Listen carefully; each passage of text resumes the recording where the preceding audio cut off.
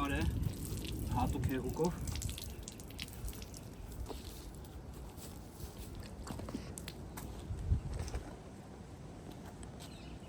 Վերջնական տեսքն է, իհարկե թաց է, բայց չորանա, էլի գեղեցիկ եւ մաքուր կլինի, առաջին անգամ լվացվեց քարը։ Ես եւ դոկտոր Հարությունյանը միասին լվացինք, ինքը իհարկե տեսանկարահանում էր։ Միասին մաքրեցինք կողքերը,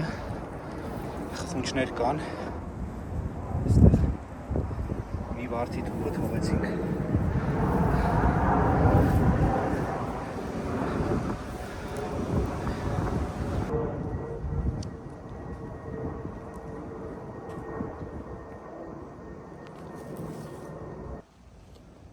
Հիմա մենք վառելու ենք խունկը, ուրեմն խունկի ածուխները հատուկ պատվիրել եմ Հոլանդիայից, լավագույնն է համարվում աշխարհում, եւ խունկի ամանը հատուկ հայկական տուֆից պատրաստել է հայ քարագործ վարպետ Նարինե Փոլադյանը, որը նվիրեց սա այս առաքելության համար, մեծահոգաբար նվիրեց եւ առաջին անգամ օգտագործել ենք այստեղ Լոնդոնում Հակոբ Բագրատունու գերեզմանի մոտ եւ ուզում եմ շնորհակալություն հայտնել Նարինեին ֆանտաստիկ աշխատանք կատարելու եւ ֆանտաստիկ մարդ լինելու համար նաեւ։ Հիմա մենք կվառենք խունկը։ Ուրեմն խունկը գնել ենք երկու տեսակ frankincense and myrrh, որոնք իսկական խունկերն են եւ գնել ենք լավագույն խունկերը աշխարհում։ Բուն խունկը գնել ենք Օմանից, թագավորական խունկ է, միրը գնել ենք Սոմալիից, բնականաբար Միացյալ Նահանգներում, բայց սոմալիական է եւ էլի լավագույնն է համարվում աշխարհում։ Ամեն մանրուք իմաստ ունի, ամեն մանրուք կարևոր է, որովհետև որակյալ պարագաներ անգամ կիրառելով դու իրական հարգանքի տուրք ես մատուցում, մարդկանց ցույց տալով, որ նրանք արժանի են ամենալավին։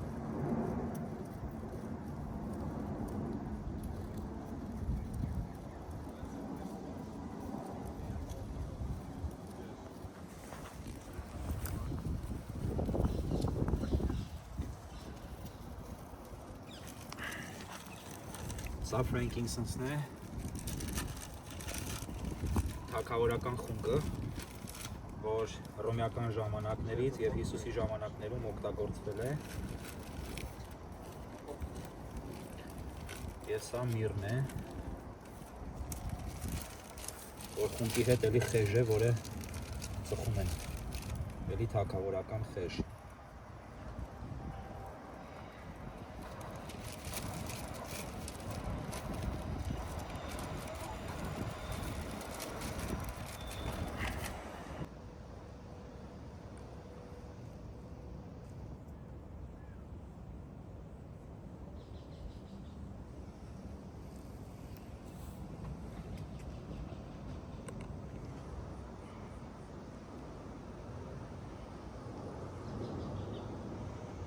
Ինչպես տեսակ, մենք կրկին արդեն երրորդ անգամ ես Բրոմփթոնի գերեզմանատանն եմ, գերեզմանոցում եմ, այս անգամ դոկտոր Վահրամ Հարությունյանի հետ եմ, որ այստեղ Բրիտանիայում երկար տարիներ հարգված բժիշկ է բրիտանական բժշկական համակարգում եւ նախաձեռնությունը մեր երկուսինն էր։ Վահրամ Հարությունյանը ամեն ինչով աջակցեց, անմնացորդ նվիրումով եւ հիմա մենք այստեղ ենք եւ այս հարգանքի տուրքը իրականություն է դառնում։ Հակոբ Բագրատունու մասին ես խոսել եմ իմ նախորդ երկու տեսանյութերում, իշխան Հակոբ Բագրատունու, կրկնակի գեներալ Հակոբ Բագրատունու, երկու անգամ գեներալ դարձած մարդ է, որը եզակի է ռազմական պատմության մեջ, երկու տարբեր բանակների, մի անգամ ռուսական, մի անգամ Հայաստանի Հանրապետության։ Եվ որպես փաստացի փախստական թաղված է այստեղ Բրոմփթոնի գերեզմանատանը, գերեզմանը լքված է, չեմ կարծում թե այցելության են գալիս հաճախ, եւ մենք եկանք եւ այստեղ մաքրեցինք, կարգի բերեցինք եւ հիմա հարգանքի տուրք ենք մատուցում։ Ուզում եմ նաեւ սկզբում հիշեցնել, նշել, որ դրոշները մեզ նվիրել է մեզ համար հատուկ ձեռքով կարել են բրիտանական պետական ստանդարտով եւ նվիրել են The Flag Studio-ի աշխատակիցները, The Flag Studio-ն բրիտանական, որ ամենահեղինակավոր դրոշ արտադրող փոքր ընկերություններից մեկն է եւ Հայաստանի Հանրապետության դրոշը իրենք արել են առաջին հանրապետության հատկապես գույնով, այս գույնով, որ իրական նարնջագույնն է եւ ուզում եմ շնորհակալություն հայտնել The Flag Studio-ին բացառիկ նվերի համար։ Ով է Հակոբ Բագրատունին, ես խոսել եմ նախորդ տեսանյութերում կա, ուզում եմ եւս մեկ անգամ ասել, որ իշխան Հակոբ Բագրատունին Հայաստանի Հանրապետության առաջին են ասում պայմանականորեն, բայց դա միակ հանրապետությունն է, Հայաստանի առաջին հանրապետության համահիմնադիրներից է, Հայոց ազգային խորհրդի կրկնակի անդամ, 2 անգամ ընտրվել է ազգային խորհրդի անդամ։ Դիվանագետ էր, բարձրաստիճան զինվորական, պայքարել է Բաքվում թուրք-թաթարական հանցագործ հերոսակների դեմ եւ վերջում նշանակվել է դեսպան Հայաստանի Հանրապետության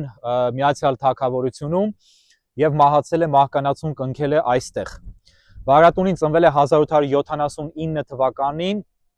Ախալցխայում հայկական ազնվական ընտանիքում, ենթադրաբար կամ տրամաբանորեն Բագրատունիներից սերող ընտանիքում։ Ոսկե մեդալով ավարտել է Թիֆլիսի Արական գիմնազիան, ուսումը շարունակել է Կիևի ռազմական ուսումնարանում, այնուհետև Պետերբուրգի ակադեմիայում։ Մասնակցել է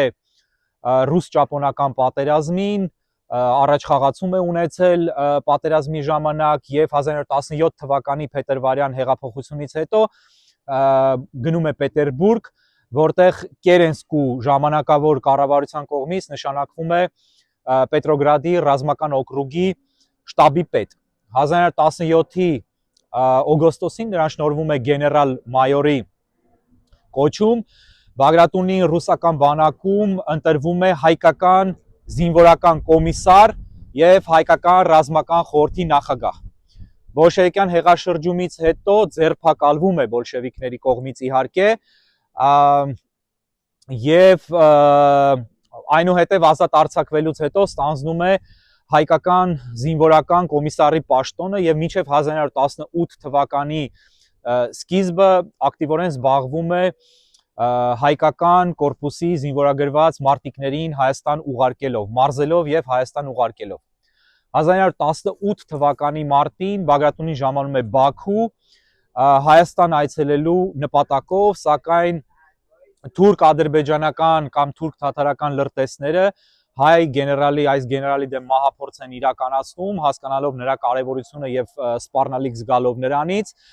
որի արդյունքում Բագրատունին վիրավորվում է եւ կորցնում է իր ձախ ոտքը, ոտքի մի մասը։ Բագրատունին շատ մեծ մասնակցություն է ունենում հայ-թաթարական բախումներին, այսպես կոչված հայ-ադրբեջանական, այն ժամանակ ադրբեջանցի չէին կոչում,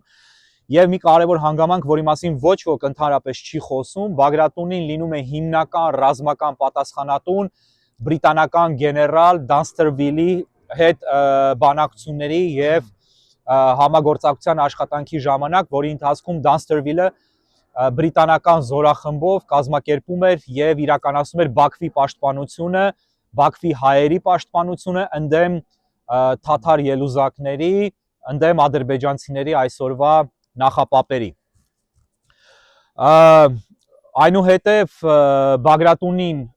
վերադառնում է Բաքու, կրկին վերընտրվում է Հայոց ազգային խորհրդի անդամ, 1919 սկզբին հրավիրվում է Երևան եւ ընդգրկվում Փարիզի խաղաղության վեհաժողովում Հայաստանի պատվիրակության կազմ։ Եվ այդ բանակցություններում Փարիզի վեհաժողովի ընթացքում հայկական պատվիրակության կազմում շատ կարևոր եւ անկյունաքարային դեր է խաղում Բագրատունին։ Շուտով ստանում է հայկական բանակի, Հայաստանի Հանրապետության բանակի գեներալի կոչում, դառնալով դրանով կրկնակի գեներալ։ 1919 օգոստոսից ստանձնում է Հայաստանի ռազմական պատվիրակության նախագահի պաշտոնը, մեկնում է Ամերիկայի Միացյալ Նահանգներ, հայտնի լուսանկարը կա Միացյալ Նահանգներում, եւ ամերիկյան կառավարության հետ պաշտպանության ոլորտում բանակցություններ է վարում եւ փորձում համագործակցություն հաստատել։ 1919 թվականի նոյեմբերին պատվիրակությունը ժամանում է Նյու Յորք, հանդիպում բազում ամերիկյան քաղաքական եւ պետական գործիչների, մասնակցում խորհրդաժողովների եւ հայտնում ամերիկացիներին Հայաստանի Հանրապետության որոշումը եւ հայկական իշխանության շատ խիստ մտադրությունը դառնալու Ամերիկայի Միացյալ Նահանգների ոչ միայն քաղաքական, տնտեսական, այլև ռազմական կարևոր դաշնակից տարածաշրջանում։ Մի բան, ինչի կարիք այսօր ունի Հայաստանը նույնպես։ Նաև Բագրատունին ԱՄՆ պաշտպանության նախարարի, պաշտպանության քարտուղարի եւ պետքարտուղարի կողմից պաշտոնական ընդունելության է արժանանում եւ ներկայացնում է իր այս թեզերը։ Պատվիրակության առաքելությունը ավարտելուց հետո Բագրատունին վերադառնում է Ֆրանսիա եւ 1920 թվականին նշանակվում է Մեծ Բրիտանիայում Հայաստանի Հանրապետության դեսպան։ Դրանից հետո որպես հայկական պատվիրակության անդամ մասնակցում է 1921 թվականի Լոնդոնի եւ 1923 թվականին Լոզանի կոնֆերանսներին։ Ցավոք սրտի Հայաստանի Հանրապետությունը շատ կարճ կյանք ունեցավ, Բագրատունին չկարողացավ բեղուն գործունեություն ծավալել եւ իր ողջ պոտենցիալը օգտագործել Հայաստանի օգտին, բայց այնուամենայնիվ անգամ արդեն առանց որևէ պաշտոնական կարգավիճակի այստեղ Լոնդոնում շարունակում էր Հայաստանի անկախության օգտին լոբինգով զբաղվել, թեև արդեն Հայաստանը չկար, բոլշևիկյան Ռուսաստանի կազում էր։ Արդեն որպես ըստ էության փաստացի փախստական եւ փաստացի անհայրենիք այն կարգավիճակում, որում շատերն արդեն իսկ հայտնվել են, շատերն էլ հայտնվելու են, Բագրատունին ապրեց մինչև 1943 թվական եւ մահացավ այստեղ Լոնդոնում եւ թաղվեց այստեղ Բրոմպտոնի գերեզմանատանը։ Հակոբ Բագրատունու որդին Դոկտոր Լեոն Բագրատունի, Լևոն Բագրատունին բժիշկ էր, Օքսֆորդի համալսարանում էր, Օքսֆորդի համալսարանի բժշկագիտության եւ փիլիսոփայության դոկտոր էր եւ մահացել է 1964 թվականին եւ թաղվել է այստեղ հոր վրա, ըստ էության փաստացի դագաղը տեղադրվել է հոր վրա։ Դրանից հետո թաղվել է Գևորգ Բագրատունին, արդեն Ջորջ Բագրատունի եւ ենթադրաբար գերեզմանը այլևս ըստ էության փաստացիորեն լքված է։ Առաջին անգամ ես այստեղ եկա 3-4 տարի առաջ, երկրորդ անգամ եկա այս տարեսկզբին, ավելի շուտ անցյալ տարեվերջին այս տարեսկզբին եւ հիմա այստեղ ենք դոկտոր Վահրամ Հարությունյանի հետ։ Շնորհակալություն աջակցության համար, դոկտոր Հարությունյան։ Մենք ինչի ենք սա անում։ Մենք անում ենք, որովհետեւ անցյալ անգամ ասել եմ տեսանյութում, անհրաժեշտ է անընդհատ ոչ թե մեկ անգամ պատիվ մատուցել տեսանյութ նկարել եւ դրանով բավարարվել, փակել էջը անցնել, այլ ամեն անգամ այցելել, հիշել, հիշատակը վառ պահել, կրկնել, ասել, այո, որովհետեւ սա աշխատանք է, որով մենք փորձում ենք այս ապազգայնության, անհայրենիքության եւ դավաճանության օվկիանոսի մեջ հայրենասիրության, հողասիրության եւ ազգայնության, ոչ թե ազգայնականության, այլ ազգայնության, ազգայինի ծիլեր դնել, որովհետեւ այսօր դա չկա, այսօր անապատ է։ Ինչ կասեք դուք, դոկտոր Հարությունյան։ Շատ բարված ենք ձեր աշխատանքով, Հայկ, անշուշտ դուք լինելով պատմաբան, քաղաքագետ եւ քաղաքական գիտնական, կարելի ասել, լիովին տվեցիք Բագրատունու բոլոր իր գործունեության ամենահուշալի եւ ամենակարևոր դրվագներից եւ ես այդպես ավելացնելու բան չունեմ իհարկե, բայց ես ինչպես հայ մարդ, ինչպես Հայաստանի Բրիտանիայի քաղաքացի ամեն կերպ կփորձեմ աջակցեմ, որպեսզի այս մեր գործունեությունը, այս առաքելությունը ոչ թե մենակ այս Բրոմպտոնի գերեզմատանը, այլ նաեւ ուրիշ վայրերում ավելի մարմնավորվի եւ ստանա ավելի իմաստավոր նպատակ ունենա։ Շնորհակալություն, ես ուզում եմ դիմել նաև այն մի քանի բրիտանահայերին, որոնք դեռ հայ են մնացել, գուցե կամ համարում են, որ հայ են մնացել, մի անտեսեք այս գերեզմանը, առաջին հատվածում տեսանյութի տեսանելի է, որ ամբողջությամբ մոլախոտերով էր ծածկված, այստեղ բազմաթիվ բրիտանացիներ գալիս են վազելու, քայլելու, սա այս գերեզմանատունը համարվում է լավագույն զբոսայգիներից մեկը նաև եւ ամենահին, ամենակարևոր գերեզմանատներից է։ Եկեք այստեղ հետևեք այս գերեզմանին, մաքրեք, մենք առաջին անգամ այս տասնամյակների մեջ ըստ էության հատուկ նյութերով լվացինք քարը, հատուկ նյութ փչեցինք մոլախոտերի դեմ քարի արանքների, որոնք բացվել են, քարը վատ վիճակում չի, բայց եկեք այստեղ տիրություն արեք այս գերեզմանին, հայկական փոքր դրոշակներ դրեք, որպեսզի մարդիկ հասկանան, իմանան, որպեսզի վառ մնա այս մարդու, այս պայծառ մարդու հիշատակը, այս նվիրյալ մարդու հիշատակը, ինչպիսիք այսօր չկան։ Այսօր այսպիսի մարդիկ չկան։ Եվ այս մարդկանց հիշատակը վառ պահելով, իրենց մասին անընդհատ խոսելով, իրենց գերեզմանին անընդհատ այցելության գալով, ես անցել անգամ ասել եմ, մենք ոչ թե իրենց ենք լավություն անում, իրենց ոչինչ պետք չի, այլ մենք լավություն ենք անում ինքներս մեզ, լավություն ենք անում հայկական ինքնությանը, այս ինքնության ոչնչացման ժամանակ, որովհետև մենք դրանով ըստ էության սերմ ենք դնում հաջորդ սերունդների մեջ, ոչ թե մեծանալու անհայրենիք եւ մորթապաշտ ու ստամոքսապաշտ, այլ արժեքներ դավանող եւ ազգային ինքնագիտակցություն ունեցող։ Մեր այս շարքը շարունակվելու է, սա առաջին կետն է, որը մենք այցելում ենք Լոնդոնում այս առաքելության շրջանակներում, հաջորդիվ մենք այլ նոր, թերևս նույնքան հետաքրքիր գերեզմանների ենք այցելելու, կրկին շնորհակալ եմ դոկտոր Հարությունյան ինձ ընկերակցելու, միասին մաքրելու եւ այս ամբողջ